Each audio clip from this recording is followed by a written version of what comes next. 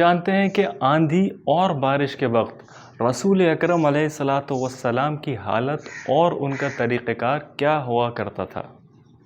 آئیے میں آپ کو بتاتا ہوں۔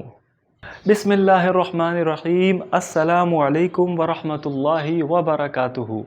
میں ہوں یاسر اور آپ دیکھ رہے ہیں لیٹس ٹرائی اٹ۔ کروڑوں درود و سلام حضرت محمد مصطفیٰ احمد مجتبیٰ علیہ الصلاۃ والسلام کی ذات مقدسہ پر۔ اللہم صلی وسلم علی النبی الطاہر۔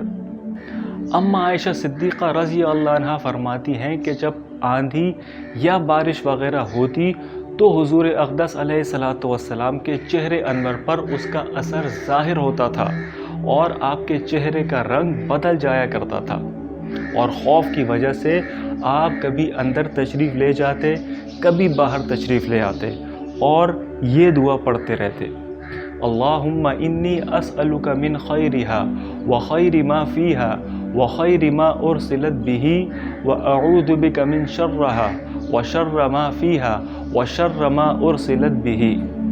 اے اللہ، میں تجھ سے اس کی خیر مانگتا ہوں اور جو خیر اس میں ہے وہ چاہتا ہوں، اور جو خیر اس کے ساتھ بھیجی گئی ہے اسے چاہتا ہوں۔ میں اس کے شر سے تیری پناہ چاہتا ہوں، اور جو شر اس میں چھپا ہوا ہے اس سے پناہ مانگتا ہوں، اور جو شر اس کے ساتھ بھیجا گیا ہے اس سے تیری پناہ چاہتا ہوں۔ جب بارش شروع ہو جاتی تو آپ علیہ الصلاۃ والسلام کے چہرے پر پریشانی کے آثار نمایاں ہو جاتے۔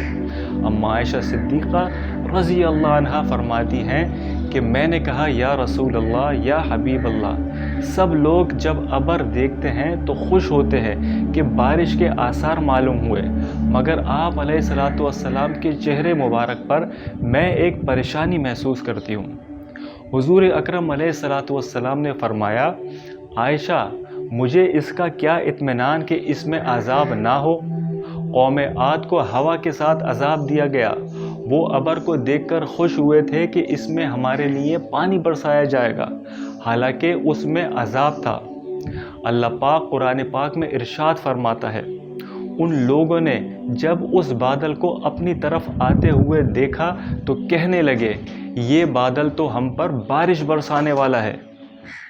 ارشاد خداوندی ہوا کہ نہیں، برسنے والا نہیں ہے، بلکہ یہ وہی عذاب ہے جس کی تم جلدی مچایا کرتے تھے، کہ اگر تو سچا ہے تو ہم پر عذاب لا۔ ایک آندھی ہے جس میں دردناک عذاب ہے، جو ہر چیز کو اپنے رب کے حکم سے ہلاک کر دے گی۔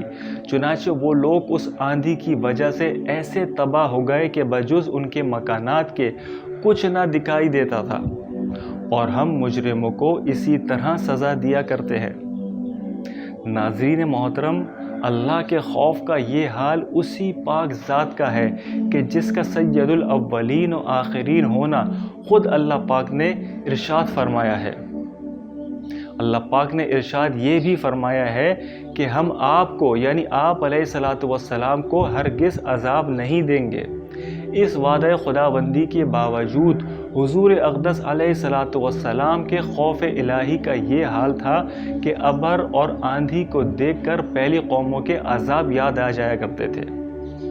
ناظرین کرام، اسی کے ساتھ ہم سب کو ایک نگاہ اپنے حال پر بھی کرنی چاہیے کہ ہم لوگ ہر وقت گناہوں میں مبتلا رہتے ہیں، اور زلزلوں، بارشوں اور دوسری قسم کے عذابوں کو دیکھ کر بجائے اس سے متاثر ہونے کے، توبہ، استغفار، نماز وغیرہ میں مشغول ہونے کے، دوسری قسم کی تحقیقات میں پڑ جاتے ہیں۔ حضرت انس بن عبداللہ رضی اللہ عنہ کہتے ہیں کہ حضرت انس رضی اللہ عنہ کی زندگی میں ایک مرتبہ دن میں اندھیرا چھا گیا۔ میں حضرت انس رضی اللہ عنہ کی خدمت میں حاضر ہوا اور عرض کیا: حضور اکرم علیہ الصلاۃ والسلام کے زمانے میں بھی اس قسم کی چیزیں پیش آتی تھی؟ انہوں نے فرمایا: خدا کی پناہ، حضور اکرم علیہ الصلاۃ والسلام کے زمانے میں تو ذرا سی ہوا تیز ہو جاتی تو ہم سب لوگ قیامت کے آ جانے کے خوف سے مسجدوں میں دوڑے چلے جاتے۔ ابو دردہ رضی اللہ عنہ فرماتے ہیں کہ حضور اکرم علیہ الصلاۃ والسلام کا معمول تھا کہ جب آندھی چلتی تو حضور اکرم علیہ الصلاۃ والسلام گھبرائے ہوئے مسجد میں تشریف لے جاتے۔ اور آج بڑے سے بڑے حادثے اور مصیبت میں بھی ہمیں مسجد یاد نہیں آتی۔ مسجد تو چھوڑیں، ہم تو گھر میں بھی اللہ پاک کو یاد نہیں کرتے۔ سوشل میڈیا اور ٹی وی پر بارش سے ہونے والے نقصانات دیکھتے رہتے ہیں، اور دیگر حادثات کی خبر بھی ہم کو سوشل میڈیا اور ٹی وی سے ملتی رہتی ہے، مگر پھر بھی ہم نہ سبق حاصل کرتے ہیں اور نہ ہی اللہ پاک کی طرف رجوع کرتے ہیں۔